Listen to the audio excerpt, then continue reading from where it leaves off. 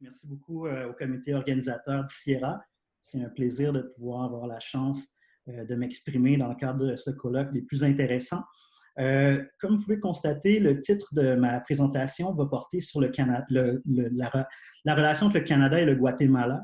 Il s'agit essentiellement d'un projet de recherche que je mène sur les politiques canadiennes de droits humains, à vrai dire les politiques qui ont un aspect contradictoire en matière de droits humains dans des pays avec des intérêts miniers, c'est-à-dire la Colombie ainsi que le Guatemala. Je ne sais pas si on peut changer la diapositive.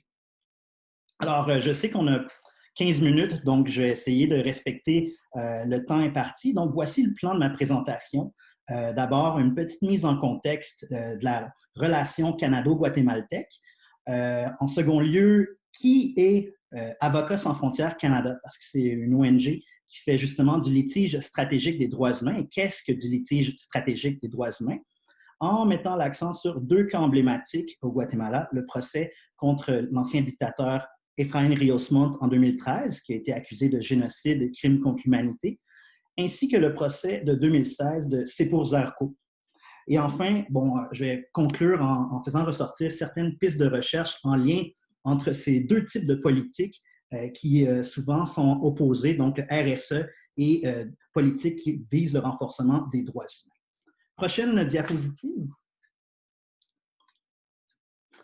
D'abord, pour ceux et celles qui connaissent un peu les thématiques reliées à l'extractivisme et aux droits humains en Amérique latine, le Guatemala, c'est vraiment un cas emblématique en matière de violation des droits humains liés à l'extractivisme canadien au début du 21e siècle. Sauf que dans le cas guatémaltèque, on peut retourner jusque dans les années 70 où il y avait justement des épisodes de violation de droits humains qui touchaient les communautés autochtones et qui étaient liés justement aux activités extractives canadiennes. Depuis 2003-2004, c'est donc également un haut lieu de résistance et de contestation qui est parmi les plus documentés dans la littérature. Ce qui est important de retenir aussi dans le cas de la relation entre le Canada et le Guatemala, c'est les différentes implications par rapport aux enjeux de droits humains. À vrai dire, la relation historique entre ces deux pays tourne autour de deux enjeux principaux, les opportunités commerciales et tout ce qui touche les droits humains. Et les communautés autochtones, dans le contexte guatémaltèque, sont un peu pris en tréteau dans ces deux objectifs-là. Et donc, ce qui est intéressant à noter, si vous voyez la carte en bas, on voit différents points rouges qui représentent des lieux où il y a de la conflictualité liée à des projets miniers canadiens au Guatemala. Et dans le cas du Guatemala, il faut rappeler aussi que c'est un pays qui a connu un des plus violents conflits armés dans l'histoire de l'Amérique latine, 36 ans entre 1960 et 1996, causant plus de 200 000 morts. Et donc, les victimes représentaient à 83 % les communautés mayas au Guatemala. Et donc, depuis le début du 21e siècle, ces mêmes communautés qui ont été les principales touchées par la violence de l'armée guatémaltèque lors du conflit armé, c'est également les mêmes communautés qui sont touchées par des violations de droits humains liées aux activités extractives. Face aux nombreuses allégations de violations de droits humains amplement documentées touchant les entreprises canadiennes, les gouvernements à la fois conservateurs et libéraux ont continué à faire la promotion de ce qu'on appelle la responsabilité sociale des entreprises, la RSE. Selon la définition du gouvernement canadien dans sa dernière stratégie de 2014, la RSE se comprend comme les activités volontaires au-delà des obligations légales minimales menées de front par les entreprises d'une manière durable au point de vue économique, social et environnemental. En dépit des limites justement de la RSE et cette difficulté à empêcher les violations de droits humains, depuis une décennie également, le gouvernement canadien finance d'autres projets à travers l'aide au développement qui touchent des communautés autochtones qui ont été les principales victimes du conflit armé guatémaltèque. Et c'est là où embarquent les projets de litige stratégique des droits humains. Et donc, je m'intéresse un peu à cette dimension paradoxale auprès des politiques canadiennes dites de droits humains. On peut passer à l'autre. Merci. Donc, mes recherches sur la relation canado-guatémaltèque, canado-colombienne pourraient se résumer à la question que je vais amener pour cette présentation. Comment l'appui des gouvernements Harper et Trudeau envers les projets de litige stratégique menés par cette ONG que je vais vous présenter, Avocats sans frontières. Comment ça s'arrime aux objectifs commerciaux du Canada au Guatemala? À travers mes recherches postdoctorales, j'ai élaboré l'hypothèse que les gouvernements canadiens, depuis de nombreux épisodes de gestion de crise au Guatemala, sécurisent les investissements dans le secteur extractif par le biais de la promotion de l'état de droit, la primauté du droit, ou en anglais, cette notion de rule of law. Et à travers la promotion de l'état de droit, qui est une politique qui a été amplement employée par les différents gouvernements canadiens depuis la fin de la guerre froide, on fait donc appel à différents acteurs et à différentes audiences dans un processus historique de sécurisation. Et dans ce processus historique de sécurisation, il y a différents acteurs non étatiques qui ont un rôle très important dans le cas du Canada et du Guatemala, c'est-à-dire les firmes minières et les ONG de défense des droits humains. Je sais que je n'ai pas beaucoup de temps, donc j'ai tenté de vulgariser cela du mieux que je peux. Alors, la prochaine diapo va peut-être mettre de l'avant ce que j'entends par un processus de sécurisation des droits humains dans la relation canado-guatémaltèque. Ça permet justement de comprendre où s'inscrivent ces projets de litige stratégique des droits humains. Donc, comme vous pouvez voir, il s'agit de différents épisodes de gestion de crise dans lesquels le Canada a participé au Guatemala depuis la fin du conflit armé en 1996. Ce qui est intéressant, et d'un point de vue théorique, je me base surtout sur la sociologie bourdieusienne des droits humains de la politique mondiale. On voit que le Canada, depuis la fin de la guerre froide, utilise son pouvoir symbolique, son pouvoir matériel en Amérique latine, pour lui permettre de parler le langage des droits humains en termes sécuritaires auprès de diverses audiences. C'est pour ça que je crois, mon idée, c'est que cette apparente contradiction des politiques canadiennes peut être réconciliée à travers cet appui à l'état de droit. L'état de droit met de l'avant ce lien très important pour les objectifs de la diplomatie canadienne entre justice, sécurité et prospérité économique. Juste pour vous citer une définition mise de l'avant par Affaires mondiales Canada, l'état de droit, la primauté du droit, favorise le développement social en permettant aux personnes et aux collectivités d'être mieux entendues. Elle favorise aussi le développement économique en établissant des conditions de concurrence équitables propices aux affaires, encourageant les investissements étrangers et luttant contre la corruption. Et donc, c'est en ayant ça en tête que j'ai pu intégrer justement les politiques d'appui aux litiges stratégiques de droits humains dans ce qu'on pourrait appeler le continuum des politiques canadiennes de sécurité, développement et de justice depuis la fin du conflit armé guatémaltèque. Donc, si vous voulez, à la fin, dans la période des questions, je pourrais revenir sur ce tableau. Donc, prochaine diapo, merci. Parce que, bon, si on parle de litige stratégique de droits humains, il faudrait d'abord définir qu'est-ce qu'on entend par cela. Essentiellement, le litige stratégique, ça consiste à mener des cas emblématiques de violation de droits humains devant des tribunaux nationaux et internationaux afin de créer ou d'influencer la jurisprudence de manière favorable à la réalisation effective des droits humains.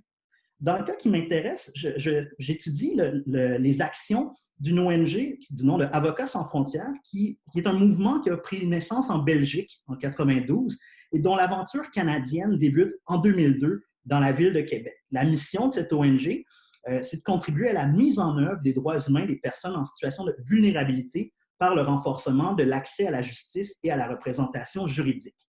Ils sont présents ils ont travaillé dans plus d'une vingtaine de pays, en particulier en Afrique et en Amérique latine.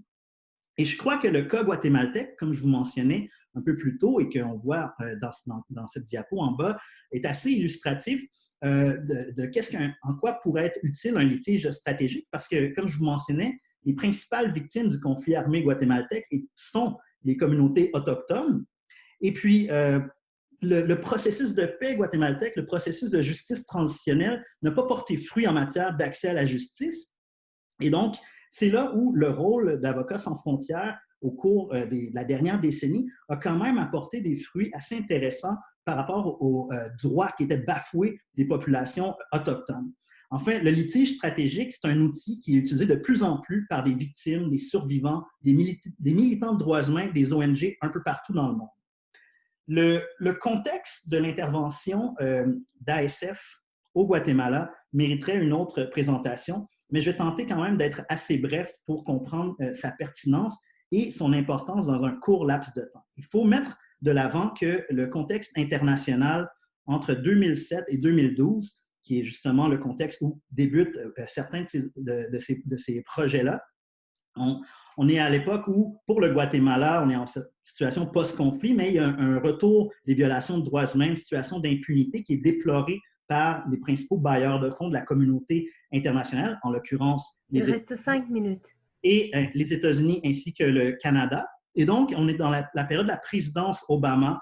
On est également dans une période où le Canada a investi dans les Amériques, de la stratégie en Amérique latine, et le Canada tente de changer la perception qu'on a de son action en Amérique latine, notamment à cause du comportement des minières canadiennes. Donc, le Canada veut se positionner comme un bailleur de fonds important et le Guatemala va servir justement d'un projet pour aller dans le renforcement de l'état de droit et où des projets justement de litige stratégique des droits humains vont pouvoir se réaliser. On peut peut-être passer à l'autre diapositive. Et c'est là où un projet d'Avocats sans frontières qui, justement, soutenait un avocat guatémaltèque est vraiment intéressant. Il s'agit de Edgar Pérez, qui était l'avocat des victimes des communautés autochtones du conflit armé guatémaltèque et qui tentait, à peine et misère, d'aller devant les tribunaux depuis le début des années 2000. Et là, avec justement cet appui financier, il a réussi justement à monter une équipe et pouvoir amener des cas emblématiques devant les tribunaux. Parallèlement à cela, certaines formations auprès des opérateurs de justice, juges, des gens du procureur de la couronne, l'équivalent au Guatemala, ont suivi des formations où on mettait à jour les connaissances en termes de jurisprudence, de droit international, droit pénal international et droit international humanitaire. Et si vous voyez l'image en bas à votre droite, c'est la juge Jasmine Barrios qui a présidé justement le procès dans l'affaire Rios Montt pour génocide en 2013 et ainsi que dans l'affaire de Sepo Zarco. Je pourrais revenir après si vous avez des questions. On pourrait passer à l'autre diapositive. Donc, un des cas emblématiques que probablement certains d'entre vous ont déjà entendu, c'est le cas Rios Montt en 2013 où il était à la tête du pays lors des pires atrocités commises à l'égard des populations autochtones entre 82 et 83. Et justement, un projet de litige stratégique, il a été condamné à 50 ans de prison pour génocide et à 30 ans pour crime de guerre. C'est la première fois qu'un chef d'État est condamné dans son pays pour génocide. L'autre diapositive, je pense que avant de conclure, ça c'est un cas très intéressant parce que vous voyez, le cas Sepo Zarco, ça se situe dans une communauté autochtone dans l'est du pays, le même département au Guatemala où plusieurs violations de droits humains ont été commises par des entreprises minières également. Donc là, ici, c'est des victimes du conflit armé, mais c'est également les mêmes communautés qui sont touchées par la problématique minière. Et donc ça, dans ce cas-ci, c'était des femmes qui servaient justement d'esclaves sexuels pour les militaires guatémaltèques. Et en 2016, il y a un premier jugement qui a justement mis de l'avant le crime de violence sexuelle dans le conflit armé. C'est un premier cas d'esclavage sexuel et domestique entendu par une cour nationale. Donc, juste avant de clore, comme je précisais, le cas de Sepo Zarco, c'est un cas emblématique en matière de justice des femmes autochtones victimes des violences du conflit armé interne.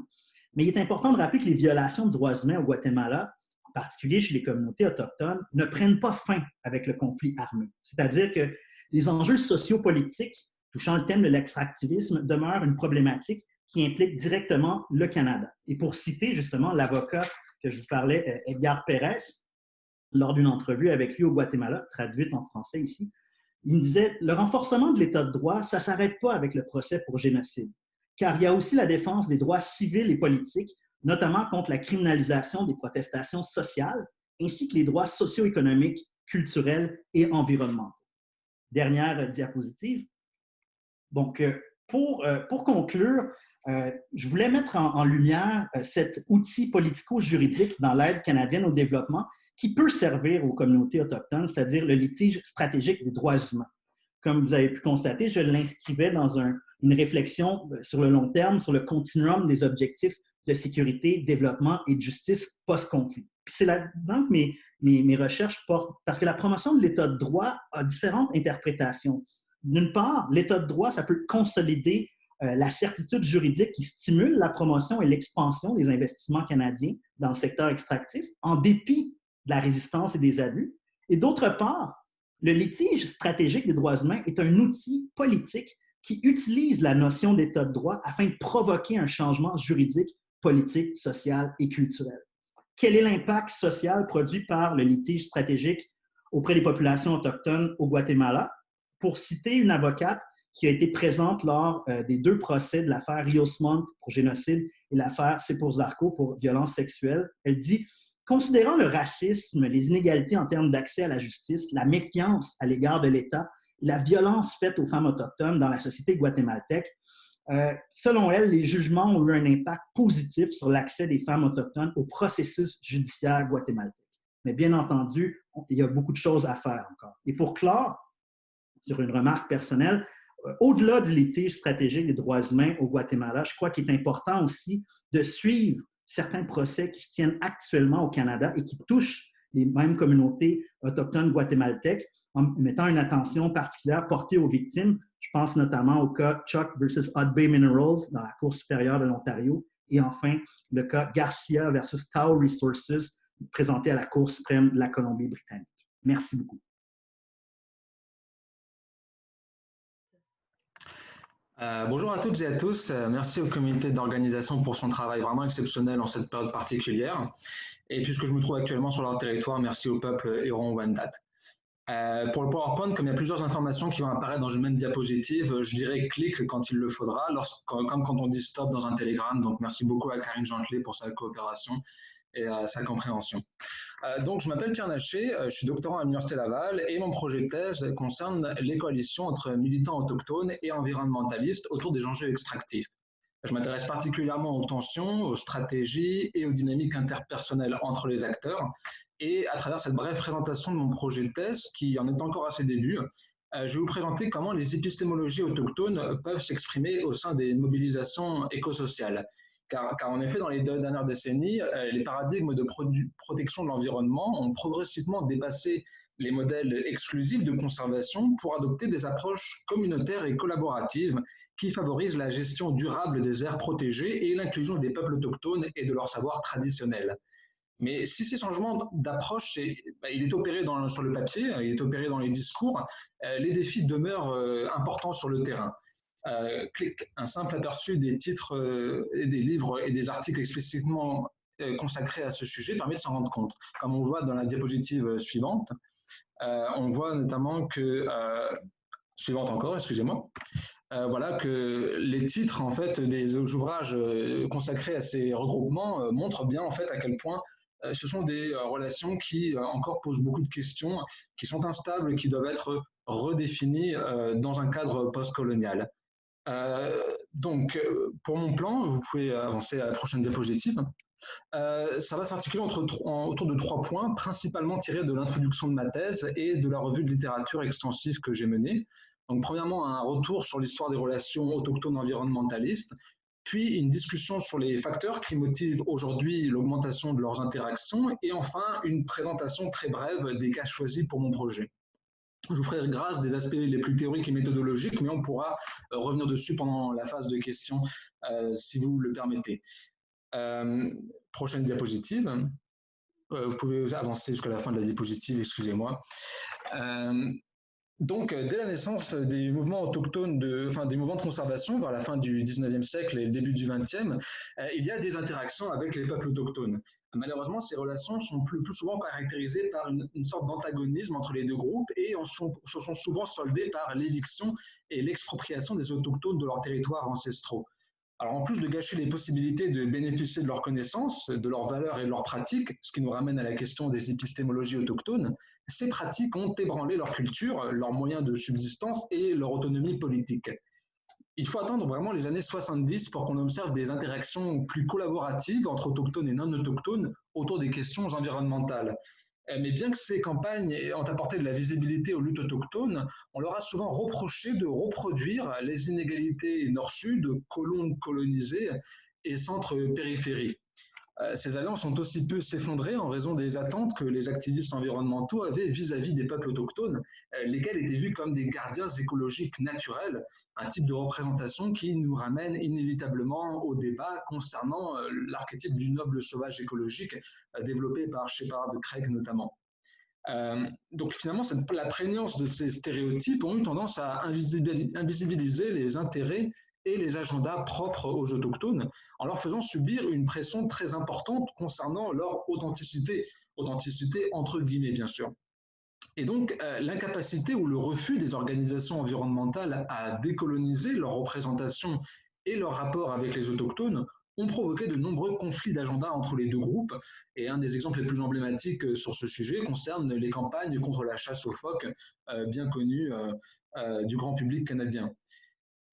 Donc, depuis la fin des années 90, cette attitude a heureusement été abondamment critiquée par des universitaires comme Mark Dewey et d'autres, Mark Chapin aussi, la presse également qui a joué ce rôle, et les organisations de justice environnementale et les organisations autochtones. Cependant, ce qui m'intéresse moi, c'est la période actuelle, puisqu'on voit que les relations entre les autochtones et les environnementalistes ont reconnu un regain de dynamisme, et ce dynamisme suscite l'intérêt de nombreux universitaires depuis à peu près 15 ans, en fait, finalement. Ce qui nous questionne, comme je l'ai marqué sur la slide, sur la possibilité d'une nouvelle étape de leur relation. Vous pouvez voir sur la slide suivante, par exemple, tout un exemple de différents cas de collaboration entre les autochtones et les environnementalistes récemment. On peut penser à la Montagne d'Or, qui regroupait aussi des organisations environnementales, dont on a parlé ce matin, mais évidemment la solidarité avec Wet'suwet'en, Standing Rock aux États-Unis, ou encore le mouvement de justice pour la communauté de Grassy Narrows. On peut aller sur la slide suivante. Finalement, comment expliquer la multiplication récente de cette interaction? Donc, il y a beaucoup d'hypothèses que justement auxquelles on pourrait penser. Moi, je me concentre sur un certain nombre, notamment par rapport aux idées et donc aux épistémologies. Finalement, on voit qu'il y a cette nouvelle lutte contre les changements climatiques qui est plus portée vers le social et l'humain. Avec l'aggravation de cette crise climatique, l'accent est de plus en plus mis sur les coûts humains, mais y compris dans les pays les plus prospères d'un point de vue économique. Et partout dans le monde, l'activisme climatique s'intensifie et cherche des futurs plus souhaitables et surtout plus justes. Ce qui est intéressant, c'est de voir que le vocabulaire autour de la justice climatique, qui jusqu'ici était majoritairement utilisé chez les activistes racisés ou venant du Sud, est aujourd'hui de plus en plus utilisé dans le Nord, aussi dans des populations non racisées. Et profondément lié à cette nouvelle vague d'activisme climatique, on observe du coup un regain d'intérêt pour les épistémologies autochtones. Cet intérêt est encore partiellement lié à une romantisation, donc ça ne veut pas dire que le mythe autour du noble sauvage écologique a totalement disparu, mais parfois il est aussi, on va dire, suscité et inspiré par le travail acharné des militants et acteurs autochtones sur les problématiques climatiques, sociales et écologiques. Et finalement, les épistémologies autochtones se sont beaucoup manifestées ces dernières années de plusieurs manières. Donc, comme vous pouvez le voir, par l'intégration dans des constitutions sud-américaines, on en a parlé ce matin avec le concept de Bougainville ou Sumac Kawsay en Équateur en 2008 et en Bolivie en 2009. Par l'intégration dans des approches juridiques originales, on peut penser au droit de la nature qui représente finalement une approche syncrétique entre les cadres occidentaux du droit et les principes et valeurs autochtones, mais aussi par leur intégration dans les régimes climatiques avec des organisations autochtones qui se sont battues pour que les accords de Paris sur le climat reconnaissent l'importance du respect des droits humains et des droits autochtones dans la lutte contre le changement climatique. Et on peut aussi penser, hors des cadres onusiens, à la conférence mondiale des peuples contre le changement climatique qui s'était tenue à Cochabamba en 2010. On peut penser aussi à l'accroissement de la visibilité des autochtones dans les forums internationaux, notamment au Forum social mondial, qui, depuis sa tenue à Belém en 2009, qui était aux portes de l'Amazonie, a vraiment consacré une implication croissante des organisations autochtones dans les travaux du forum. On peut aussi noter la constitution d'organisations environnementales autochtones et des organes dans les institutions internationales. On en a parlé dans différents protocoles des Nations Unies. Mais on peut citer aussi des organisations bien connues maintenant comme l'Indigenous Environmental Network, qui a été créé depuis 1990. Et on peut raisonnablement penser que l'accroissement de la visibilité des épistémologies et donc des alternatives autochtones face aux enjeux écologiques et climatiques joue un rôle important lorsqu'il s'agit d'inspirer des alliés potentiels. On peut aussi enfin noter les nouveaux pouvoirs obtenus par les communautés autochtones concernant la gestion du territoire, qui jouent évidemment dans la multiplication des interactions avec des acteurs extérieurs, qui cherchent justement à obtenir ces ressources et ces compétences, comme l'ont montré les travaux de Zoltan Grossman, notamment aux États-Unis. Donc l'autonomie joue assurément dans le rééquilibrage des rapports de force au sein des mouvements sociaux.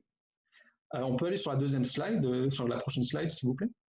Voilà. Il y a aussi d'autres phénomènes qui sont plus généraux. On peut parler notamment tout simplement de l'accélération du capitalisme et de l'extractivisme qui menace indirectement finalement toute la société mondiale finalement avec ses effets sur l'environnement global et le climat, mais aussi sur le développement de nouvelles approches militantes qui sont beaucoup plus favorables finalement à ce que les autochtones prennent la parole, à ce que les mouvements deviennent plus inclusifs. Donc même si c'est encore en cours, on voit quand même que même dans le milieu militant, il faut considérer les transformations qu'il y a en cours.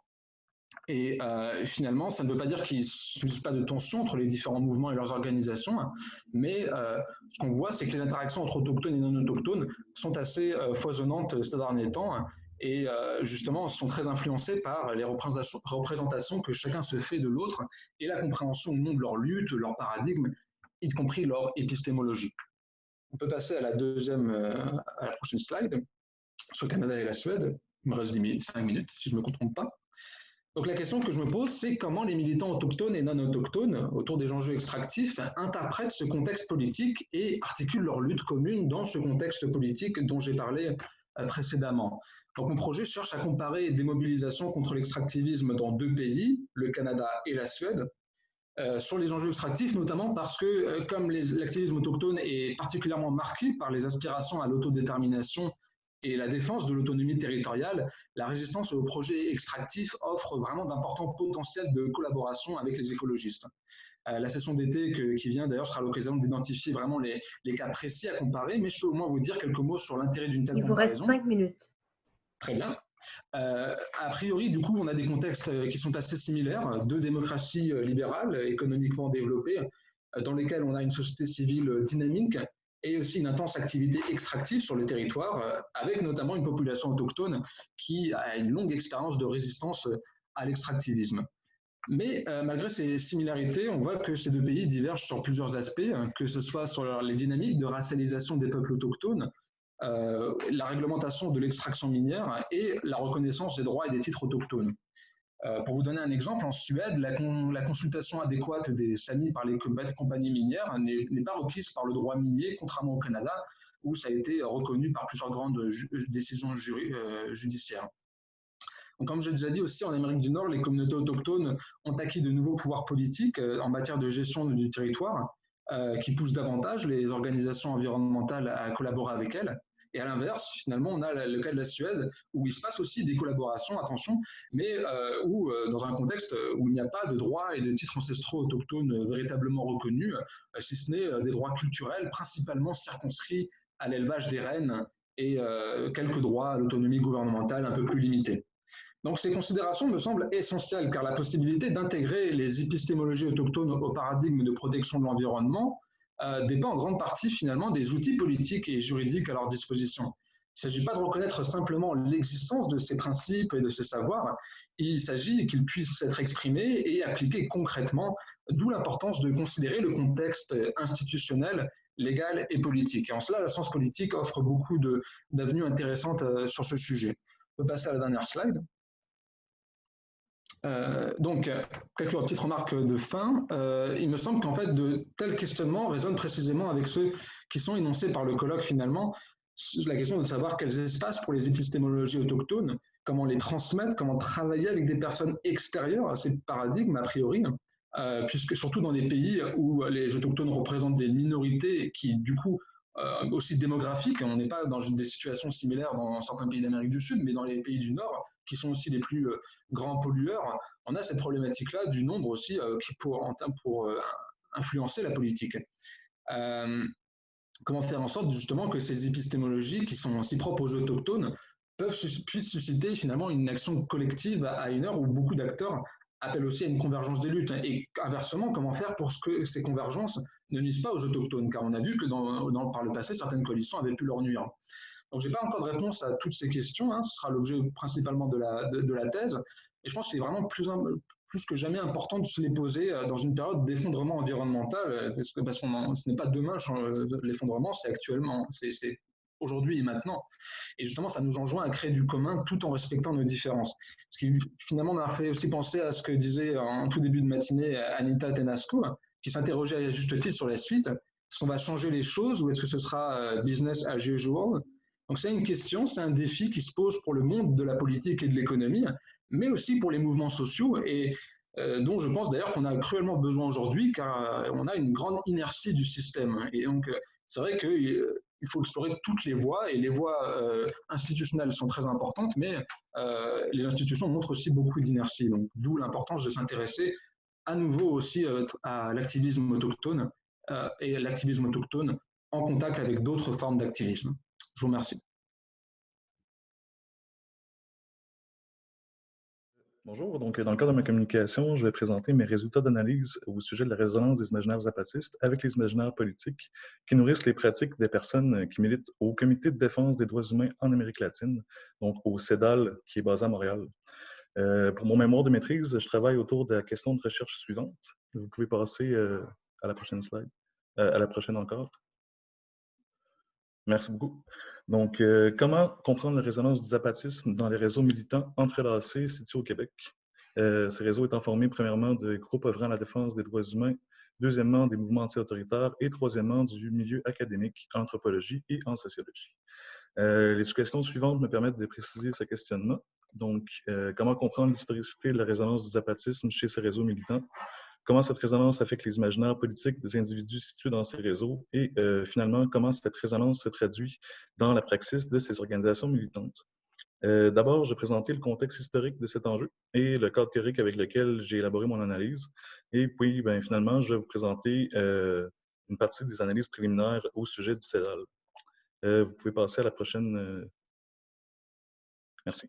Donc, les initiatives actuelles de solidarité directe du CEDAL avec les communautés en lutte face à l'extractivisme au Chiapas s'inscrivent en fait en continuité dans l'histoire des liens de solidarité entre le Mexique et le Québec.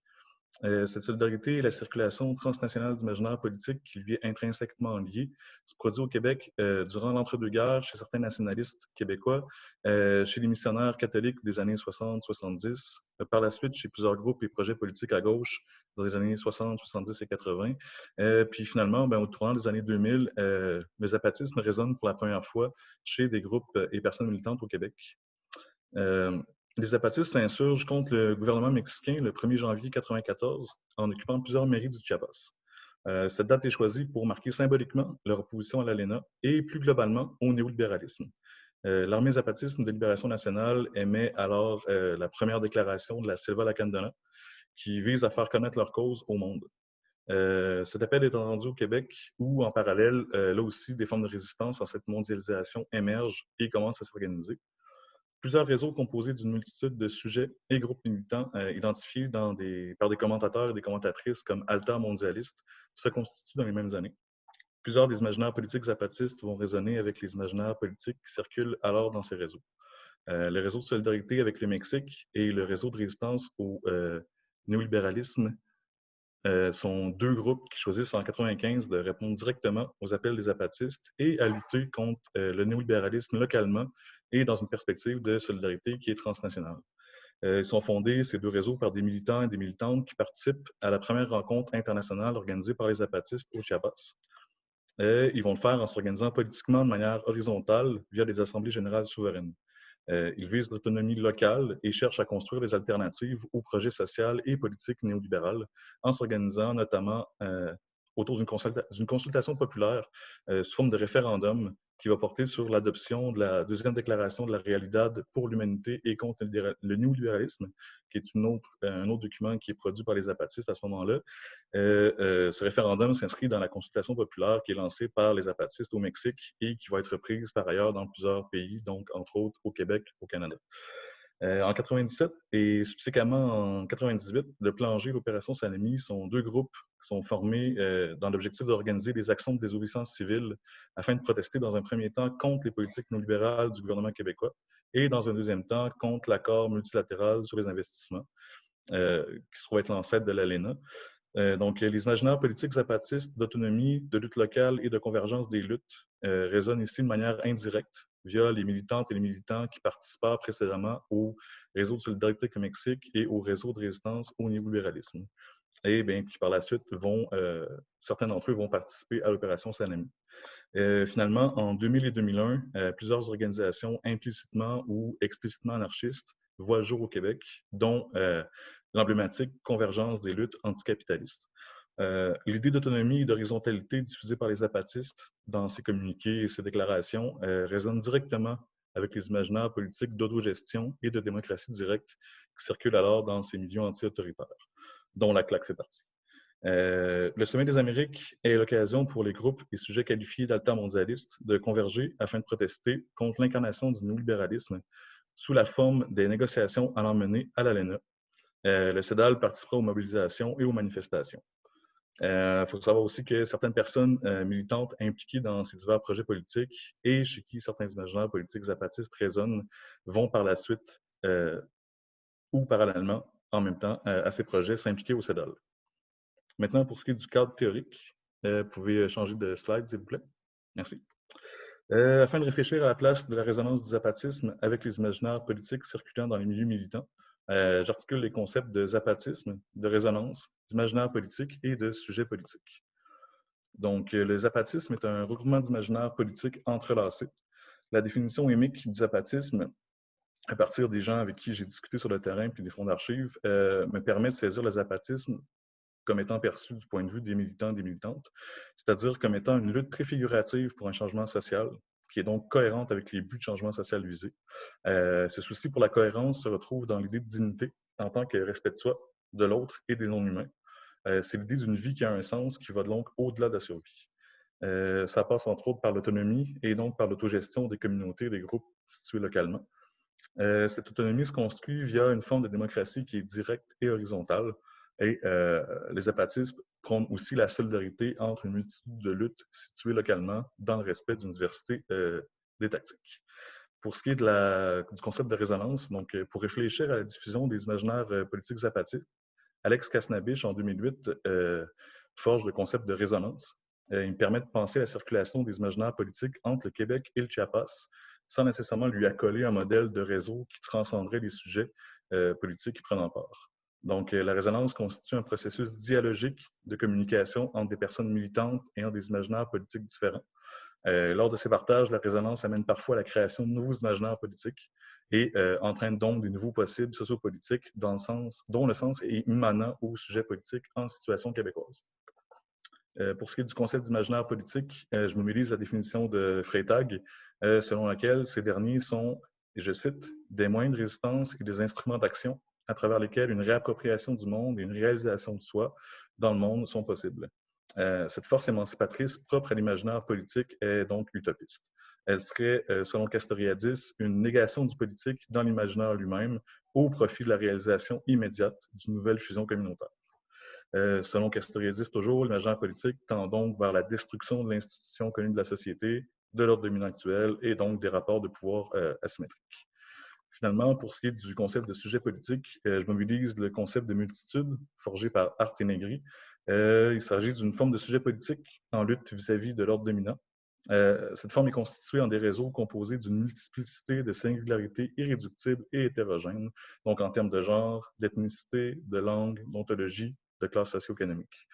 Le sujet politique multitudinal n'est pas basé donc sur l'identité, mais plutôt sur les communs qu'il produit contre l'ordre dominant, soit les idées, langages, symboles et relations qui sont partagés et qui sont produits dans ces partages et qui permettent ces mêmes partages. Vous pouvez changer de slide, s'il vous plaît.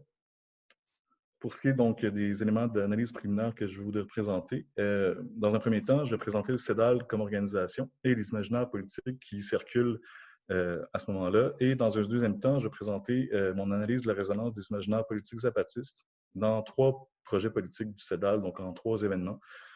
Le CEDAL, donc, précédemment s'appelait le Comité chrétien pour les droits humains en Amérique latine et est créé en 1976 par 4 prêtres des Églises chrétiennes de Montréal, impliqués dans les initiatives de solidarité avec les victimes du coup d'État au Chili en 1973. Laïcisé par la suite, le CEDAL est formellement composé d'un conseil d'administration qui est structuré en comité chapeauté par une coordinatrice. Ici, vous remarquerez que quand je vais parler des militants du CEDAL, je vais utiliser principalement le féminin parce qu'en fait, le comité est composé à presque totalité de personnes s'identifiant comme femmes. Cependant, dans la pratique, le comité est composé d'un noyau de militantes qui travaillent en collaboration sur plusieurs projets simultanément et autour duquel gravitent d'autres groupes et personnes militantes qui s'impliquent de manière plus ponctuelle. Donc, le CEDAL a une praxis qui va être horizontale, centrée autour des divers projets politiques d'organismes, plutôt que fragmentée en divers postes de responsabilité rigides, comme par exemple responsable de communication ou responsable de la mobilisation. Les activités du CEDAL visent donc l'éducation populaire via l'organisation de conférences, de manifestations et de formations sur les enjeux relatifs aux droits humains en Amérique latine. Au cœur de cette praxis, les imaginaires politiques de solidarité, de dignité, d'autonomie et d'horizontalité s'inscrivent dans une lutte préfigurative qui résonne avec certains imaginaires politiques des apatistes. Donc, cette résonance Il vous reste 5 minutes. Merci beaucoup. Par la circulation de personnes entre le Québec et le Chiapas, puis lors de séjours au Chiapas et d'expériences militantes durant le moment intermondialiste au Québec. Plusieurs personnes au CEDAL sont en contact directement ou indirectement avec les apatistes et leurs imaginaires politiques. Le souci pour ces personnes, pour les droits humains, qui est détaillé en souci pour la dignité, pour l'autonomie, pour la solidarité directe avec les mouvements sociaux, s'incarne donc dans plusieurs projets politiques. Vous pouvez passer à la prochaine slide. Merci. Donc, le premier de ces projets est la caravane pour Ayotzinapa. Donc, en 2014, au Guerrero, pendant qu'une mobilisation étudiante pour l'amélioration du système d'éducation a cours, 43 militants sont enlevés et portés disparus. Un mouvement social composé des familles de ces disparus et de leurs sympathisants émerge et trouve un écho chez les apatistes qui les soutiennent et diffuse un appel à la solidarité directe, articulé autour de la thématique de la lutte de la rage digne. Il appelle la communauté internationale à faire pression sur l'État mexicain. Cette idée de lutte dans la dignité et pour la dignité résonne avec les imaginaires politiques qui circulent au CEDAL. Une caravane est composée des membres des familles de ces disparus et est organisée au Mexique. Au Québec, c'est le CEDAL qui est au cœur de la campagne de solidarité avec la caravane, qui l'appuie, en organisant des conférences à l'UQAM, à l'Université Laval, ainsi qu'une rencontre avec le ministre des Relations internationales du Québec. La stratégie de la caravane s'inspire de celle des apatistes, c'est-à-dire de faire appel aux groupes militants internationaux afin qu'à leur tour, ils fassent pression sur l'État mexicain. Les entreprises extractivistes canadiennes sont ciblées comme faisant partie du problème par les militants du CEDAL, car elles participent de la corruption de l'État mexicain. Le néolibéralisme est incarné par l'État mexicain, canadien et les entreprises extractivistes canadiennes, selon ces militantes. Ces conférences et manifestations incarnent cette idée de solidarité directe qui passe par l'éducation populaire. Et ces actions sont motivées par un souci pour la dignité qui résonne avec les imaginaires politiques apatistes.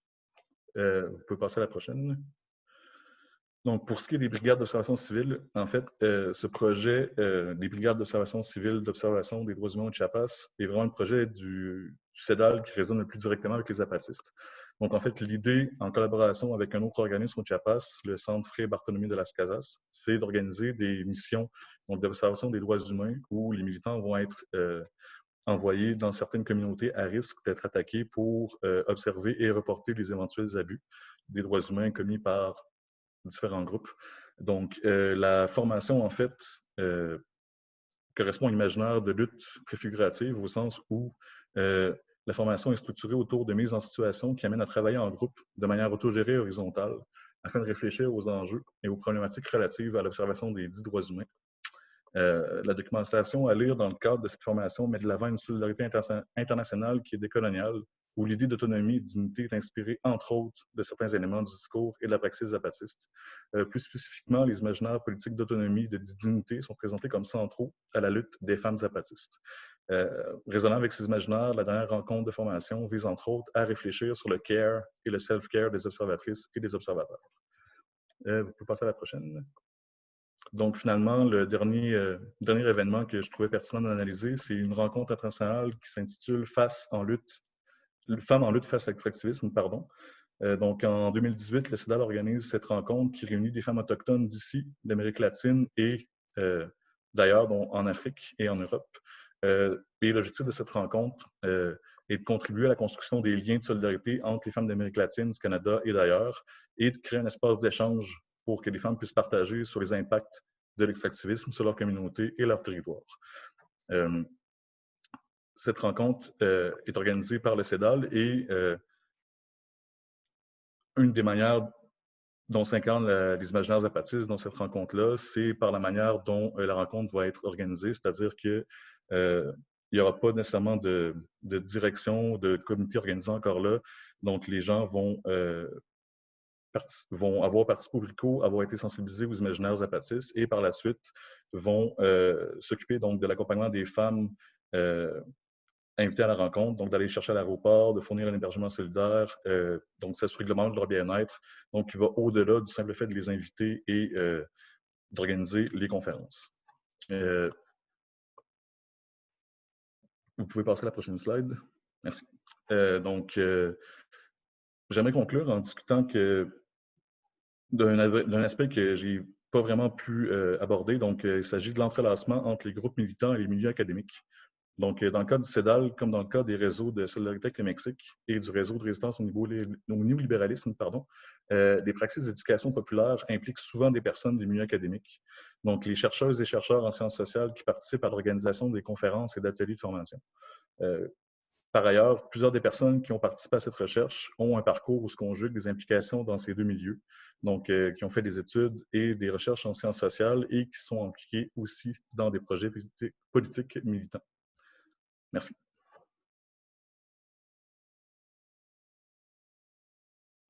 D'accord, c'est parti. Bon, ben bonjour tout le monde. Merci d'être là. C'est la dernière présentation de la journée. Accrochez-vous. C'est une présentation qui va être assez visuelle parce que dans le fond, je l'avais plus conçue pour une exposition avec des photomontages. Fait que les images parlent d'elles-mêmes, puis on sait les images disent 1000 mots. Changez pas tout de suite. En décembre dernier, j'ai répondu présenter à l'invitation des femmes zapatistes qui avaient convoqué une deuxième rencontre qui invitait toutes les femmes qui, ça s'appelait l'invitation à toutes les femmes qui luttent, qui avaient l'objectif très clair dans leur invitation de transformer la rage des femmes, l'indignation en une force de transformation vers une dignité rebelle. Fait que c'était vraiment une invitation à toutes les femmes du monde entier. Puis on se rendait directement dans leur territoire et c'était un immense camping, une espèce de grand Woodstock pour les femmes sécuritaires où il y avait juste les femmes qui étaient présentes. Les hommes ne pouvaient absolument pas rentrer. Il y avait des chauffeurs qui nous attendaient, des chauffeuses qui nous attendaient à l'entrée et qui nous amenaient dans ces lieux pour 3 jours de rencontres entre femmes qui luttent. Le scénario, ça s'inscrit dans le scénario, je vous dirais, d'Amérique latine, qui s'inscrit lui-même dans l'ère de Moi aussi. Là, Moi aussi, vous savez, qui est un mouvement pour dénoncer les violences sexuelles face aux femmes, une espèce d'écœurement généralisé. Au Mexique, je vous dirais, le machisme, ça tue plus que le coronavirus. Tous les jours, on le voit aussi dans les nouvelles de ce temps-ci, on voit le nombre de morts chaque jour. Mais au Mexique, on voit le nombre de femmes qui sont assassinées chaque jour, qui sont violées, agressées. Il y a une espèce de roll-ball qui est généralisé, une espèce de peur aussi. C'est pas juste dans les nouvelles, c'est des amis, des filles. Il y a une espèce de peur chez les militantes. Mais dans le contexte contemporain dernièrement, c'est la gauche qui est au pouvoir. Donc, ça donne une espèce d'effervescence au mouvement féministe où c'est moins dangereux qu'il y a quelques années, où, comme féministes, on avait toujours peur de dire que ça va être nous autres la prochaine qui va se faire assassiner. Fait que, il y a comme une espèce d'effervescence où il y a moins de militarisation. Le régime politique est beaucoup moins militaire. Donc, quand même, il y a une espèce de porte qui s'est ouverte pour les féministes.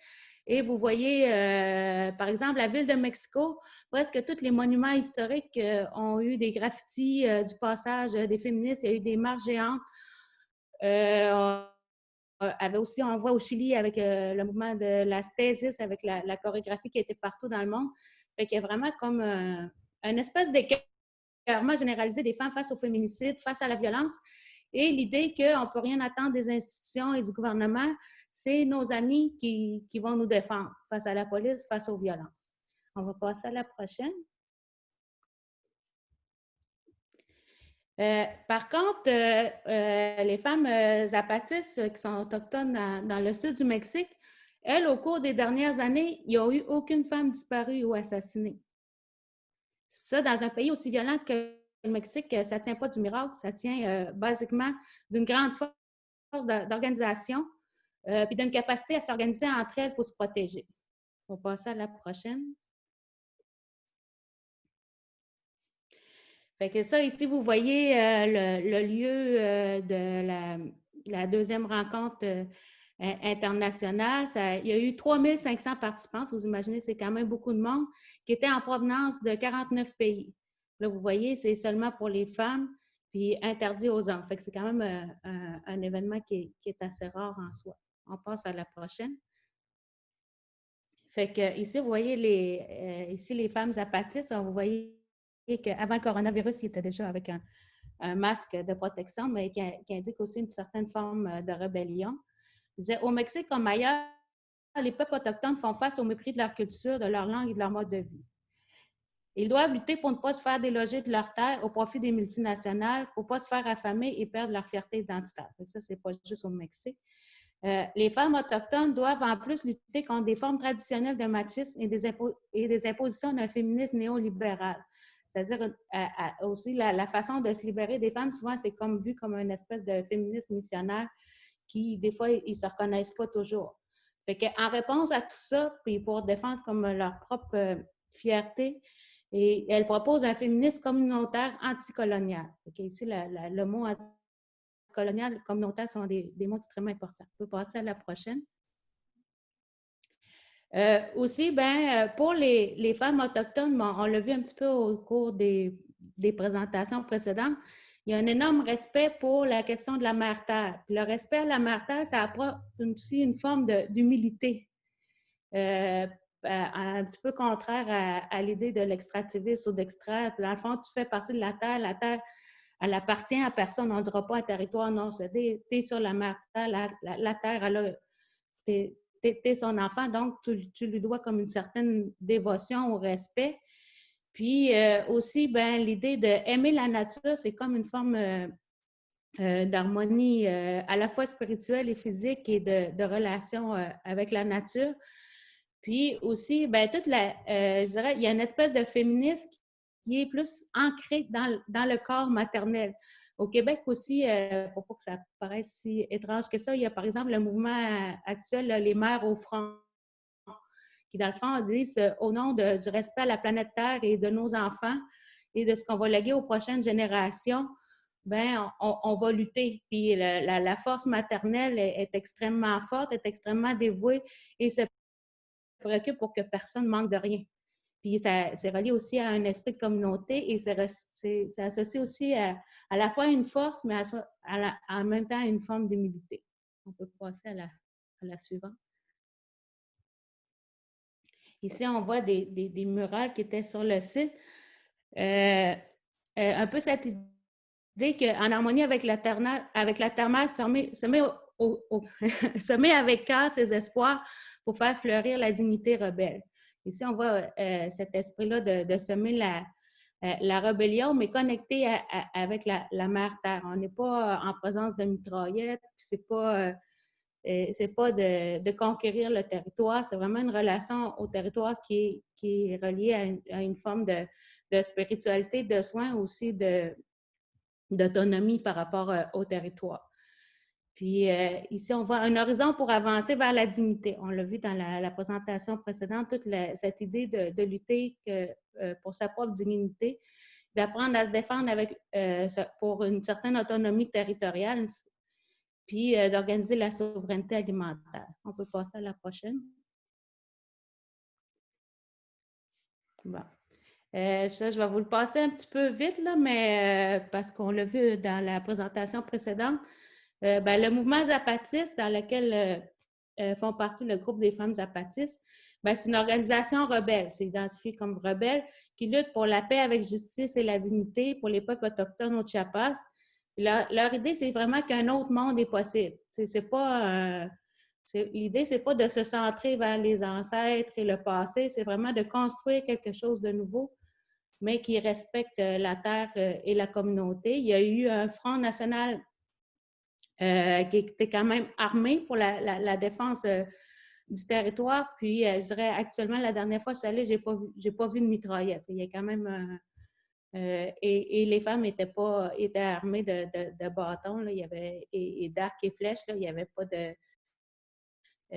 d'armes comme on avait pu voir avec le sous-commandant Marcos. Puis, l'idée, quand on rentre en territoire zapatiste, c'est écrit en gros, ici, le peuple gouverne et le gouvernement obéit. On va passer à la prochaine.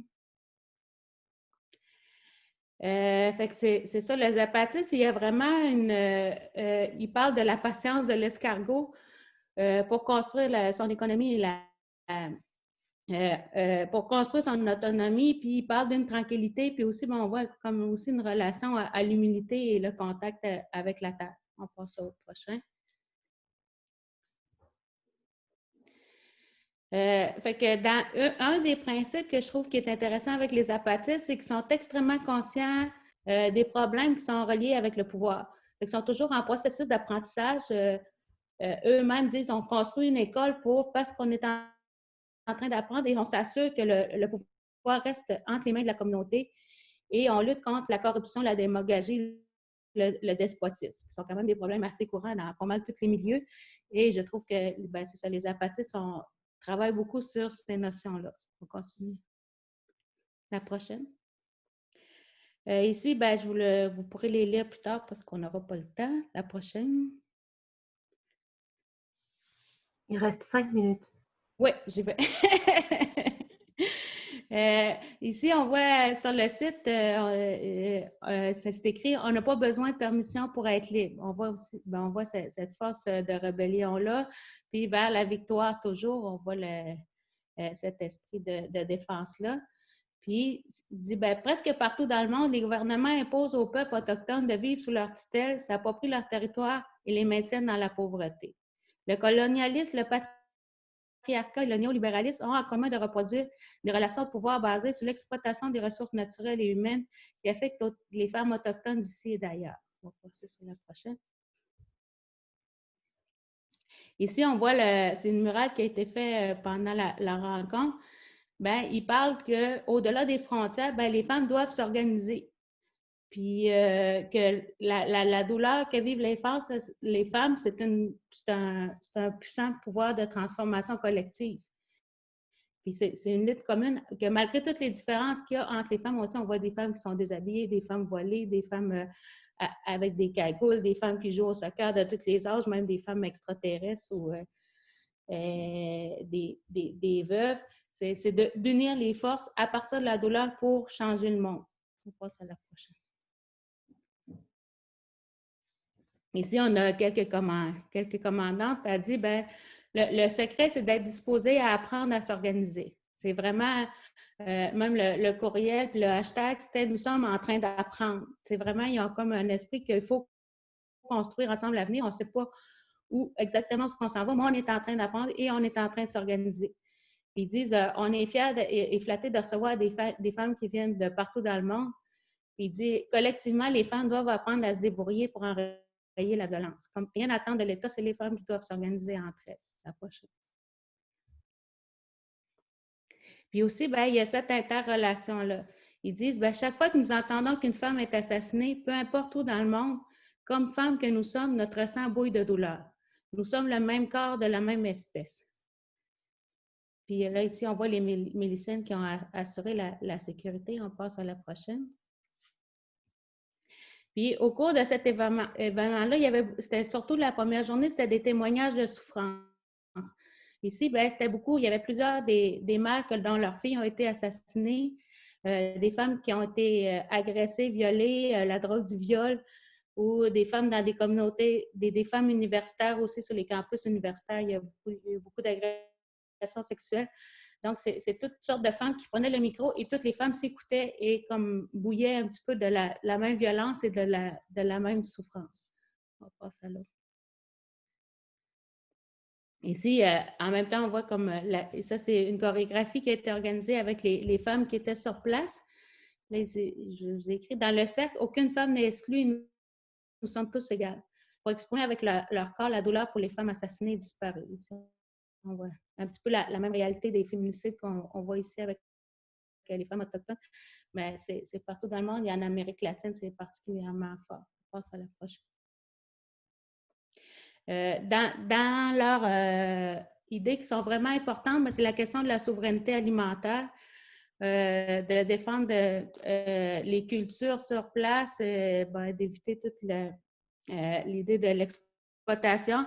Et aussi pour l'Amérique latine, comme on voit ici, qu'on va voir les travailleurs étrangers, eux, ils cherchent que les gens restent sur place et soient nourris de leur propre territoire et prennent soin de la mère terre et de leur propre communauté en cultivant leurs propres aliments. La prochaine.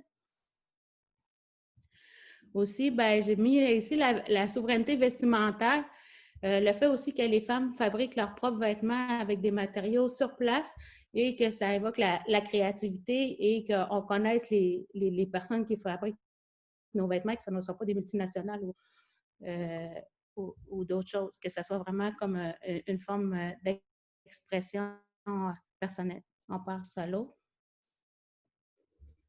OK, ça, je trouvais ça important. Finalement, j'ai essayé de vous résumer un petit peu la recette des femmes zapatistes pour contrer la violence faite aux femmes. Dans leur premier ingrédient, semer la dignité rebelle, ne pas demander la permission à personne pour être libre, s'organiser et apprendre collectivement à s'organiser, se doter de mécanismes pour éviter les abus de pouvoir et s'assurer d'une bonne gouvernance, développer la solidarité internationale, instaurer la souveraineté alimentaire, énergétique et vestimentaire, faire clairement face aux monstres du patriarcat, du colonialisme et du néolibéralisme, c'est-à-dire identifier clairement ses ennemis. C'est tout. Merci.